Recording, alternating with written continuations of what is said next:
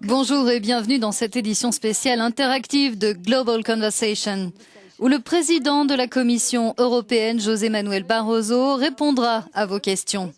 Il vient de tenir son discours annuel sur l'état de l'Union, nous allons en parler, mais nous allons aussi aborder les sujets que vous jugez les plus importants. Les questions ont afflué sur nos pages des réseaux sociaux et nous nous tournons vers Mark Davis, notre rédacteur en chef web, qui les a sélectionnés pour nous. Mon rôle, explique Marc, sera de suivre les réactions sur les réseaux sociaux et de vous les transmettre. Même chose pour les questions postées sur le net à l'intention de M. Barroso.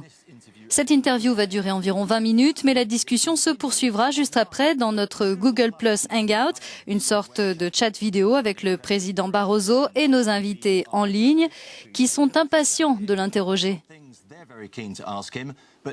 Tout le monde peut poser une question, il vous suffit d'utiliser le hashtag AskBarroso et nous ferons les intermédiaires. Merci Marc et merci à vous, Monsieur le Président de la Commission européenne.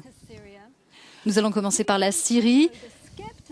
Êtes-vous vous aussi prudent et sceptique vis-à-vis des nouvelles propositions russes sur les armes chimiques? Nous pensons que ça mérite d'essayer, mais nous avons toutes les raisons d'être sceptiques, évidemment. Vous le savez, jusqu'il y a peu, le régime syrien niait détenir des armes chimiques, et voilà qu'aujourd'hui, il nous dit qu'il est prêt à accepter un contrôle international et une neutralisation de ces armes. Nous devons donc nous montrer sceptiques, mais nous devons tenter le coup, tenter cette solution, parce que l'Union européenne a toujours affirmé que seule une solution politique pouvait être durable. Est-ce que vous pensez que ça peut effectivement mener à une solution diplomatique? Je ne vais pas me lancer dans des réponses hypothétiques. La position de l'Union européenne est bien connue. Nous pensons que nous devons afficher une réaction forte au niveau de la communauté internationale face à ces crimes odieux, face à ces violations du droit international, face à ces crimes contre l'humanité. Notre réaction doit puiser sa légitimité dans les Nations Unies et c'est pour ça que nous poursuivons nos efforts. Et évidemment, au-delà de ça, nous n'oublions pas les aspects humanitaires. C'est une responsabilité directe de la Commission européenne, de l'Union européenne et de loin le plus grand fournisseur d'aide au peuple syrien. Nous avons reçu ce tweet de Lise qui nous dit « L'an dernier, vous avez dit que l'Union européenne devait jouer un rôle dans la mise en place d'une nouvelle Syrie démocratique. Que va faire l'Union ? Et si Bachar el-Assad devait conserver le pouvoir, allez-vous travailler avec lui pour bâtir cette nouvelle Syrie démocratique ?» La situation en Syrie est très complexe. Vous savez, nous sommes arrivés à une guerre civile. On a commencé par une agression perpétrée par le régime Assad à l'encontre de sa propre population.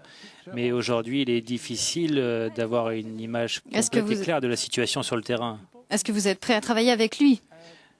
Nous devons aider le peuple syrien à trouver un minimum de consensus dans ce pays.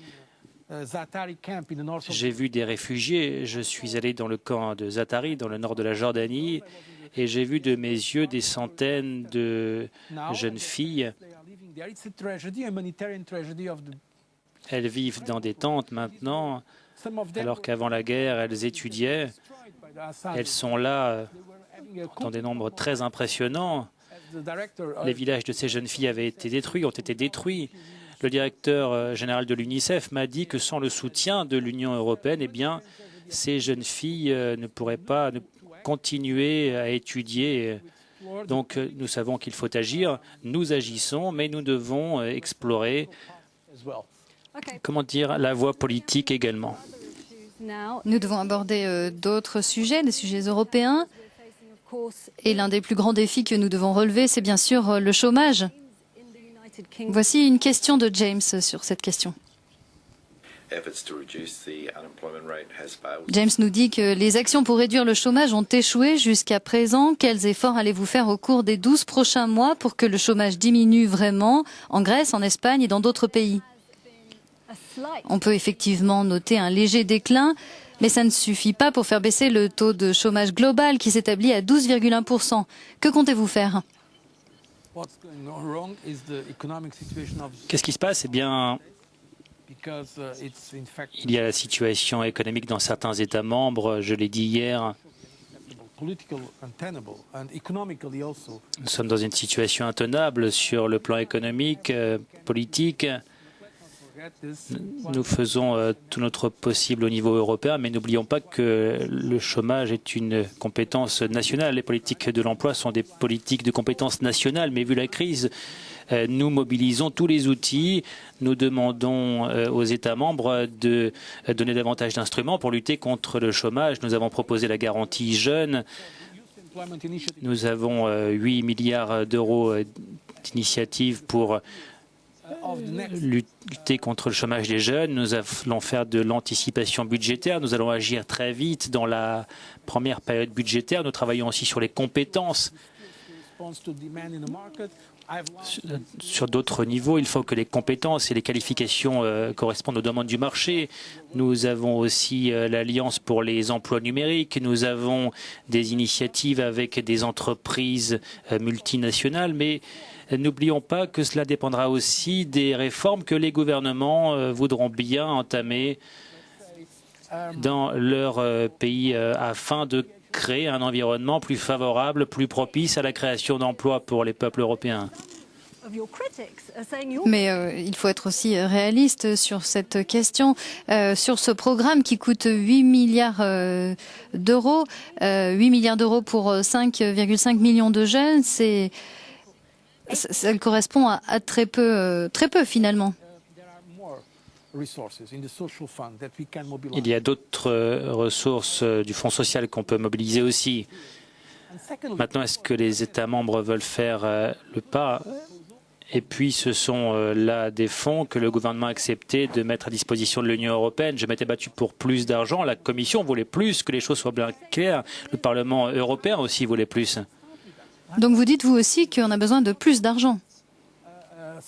Commençons par ces 8 milliards.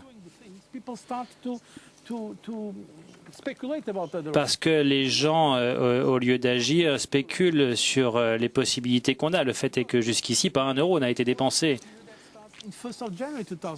Parce que c'est de l'argent qui concerne la période qui commence au 1er janvier 2014. Et moi, je demande aux gouvernements nationaux d'adopter les réglementations pour que les programmes puissent courir dès le 1er janvier 2014.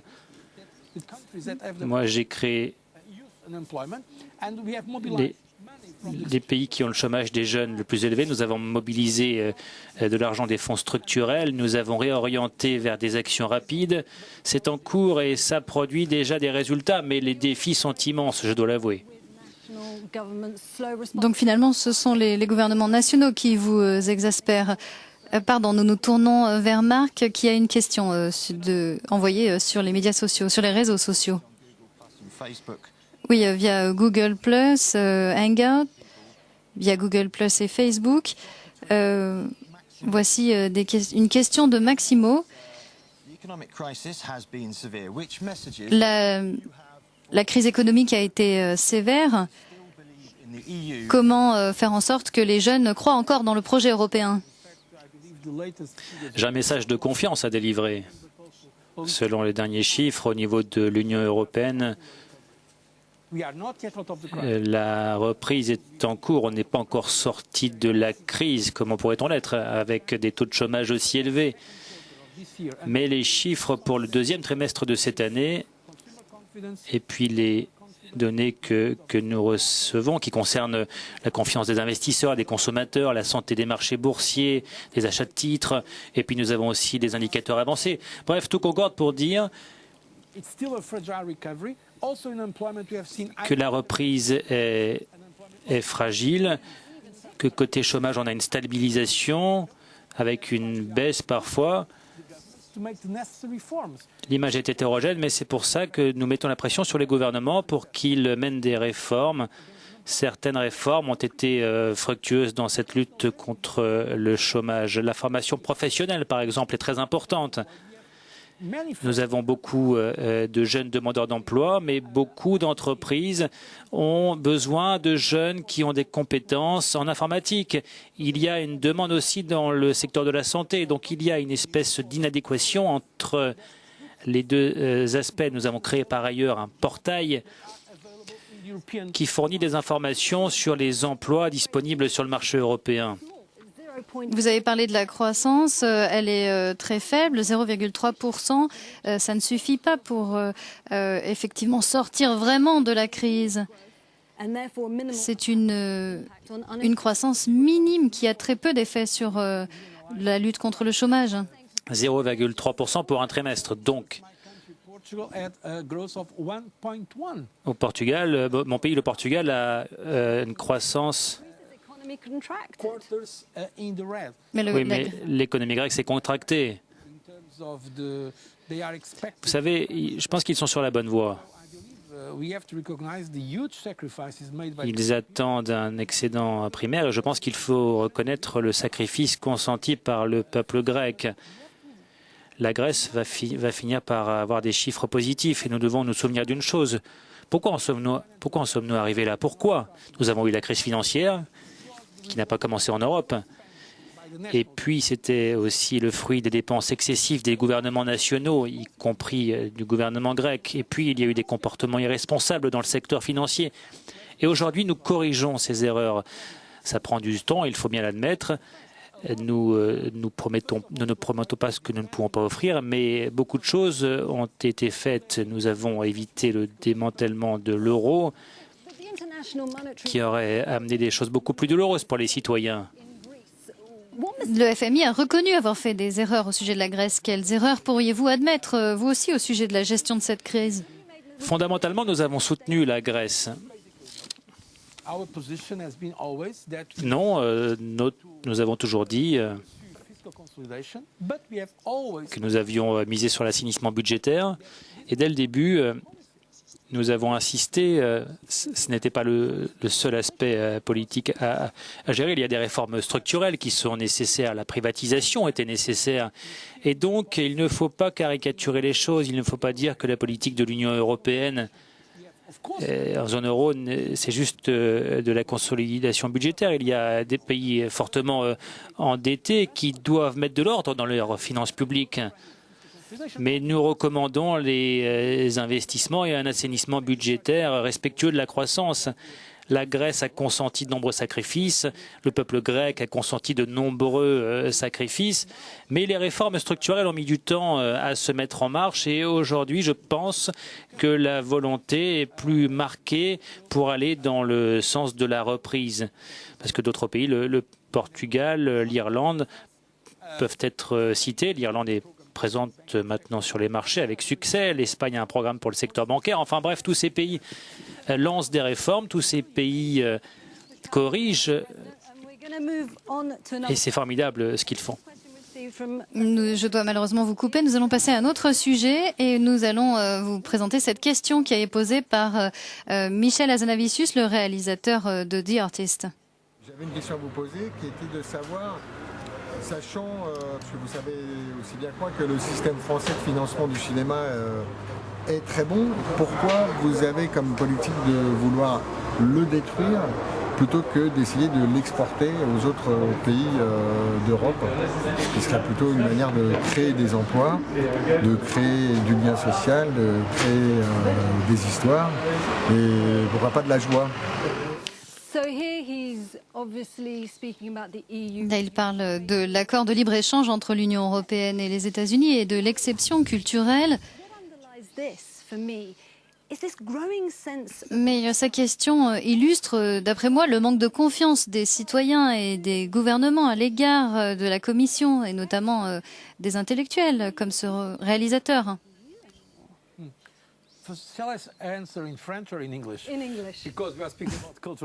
Je réponds en français ou en anglais? Nous parlons de diversité culturelle. Je me ferai un plaisir de répondre directement en français, puisque la question est en français. D'abord, félicitations au réalisateur. J'ai vu le film, c'était un grand succès. Et cela dit, ce film a pu compter sur un soutien de l'Union européenne, de la Commission européenne. La Commission européenne a un programme média. Nous avons le plus grand programme d'aide à la diversité culturelle. Lui, il n'est pas de cet avis. Non, parce qu'il parlait d'autre chose. Et je pense qu'il y a eu un malentendu peut-être pas complètement innocent.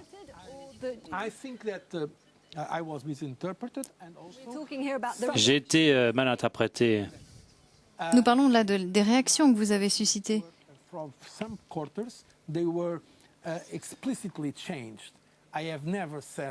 Certains ont changé les passages de ma déclaration. Je n'ai jamais dit qu'il y avait d'attitude réactionnaire dans le système français. Au contraire, je soutiens la diversité culturelle. J'ai dit que certains arguments contre la mondialisation étaient réactionnaires parce que ces arguments-là ne tiennent pas compte de l'évolution du monde et des possibilités que recèle la mondialisation. Mais je voudrais dire une chose. Personne ne défend plus la diversité culturelle que la Commission européenne. Que dire de ce sentiment de défiance vis-à-vis de l'Europe? Nous n'avons jamais proposé d'éliminer la diversité culturelle. Je reviens sur ce manque de confiance vis-à-vis de l'Union européenne.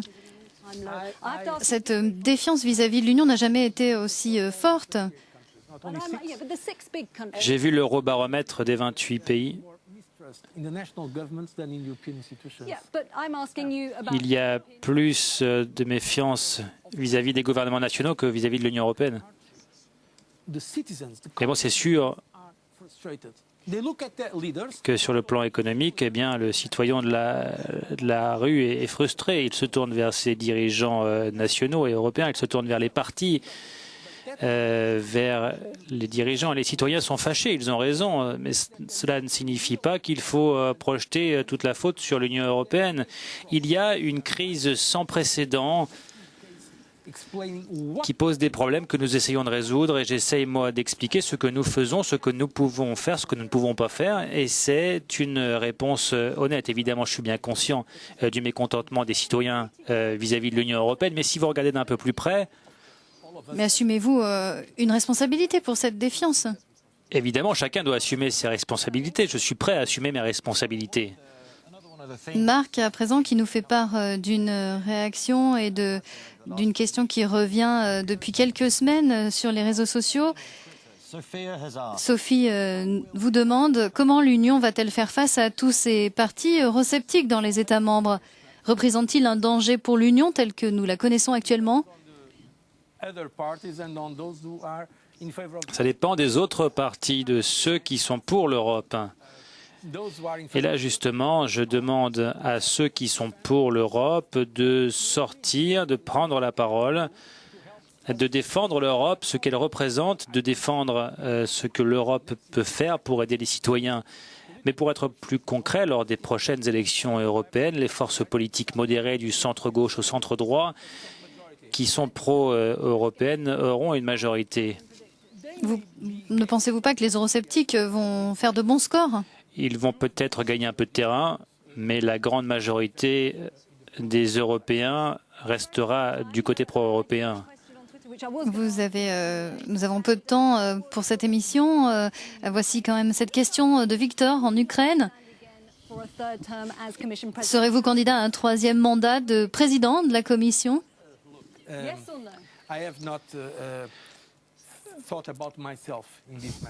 Bon, vous savez que je n'ai pas encore réfléchi à moi-même. Je n'ai pas réfléchi à moi-même. J'ai encore 1 an de mandat. 1 an, c'est une éternité. 2 mandats de 5 ans, c'est déjà beaucoup. Et tout le monde, même les critiques, reconnaissent que les temps étaient difficiles. Mais je ne veux pas parler de moi. Le moment est venu de nous retrousser les manches. Je me concentre sur ce que je dois faire pour l'Europe, pas sur mon avenir personnel. Une dernière question. Quand on se souviendra de vous dans quelques temps, laquelle de vos actions a été la plus marquante pour le grand public, d'après vous? Il y en a beaucoup. La politique climatique pour protéger la planète, c'est la politique la plus ambitieuse de ce genre au monde. J'en suis très heureux. Cette année encore, nous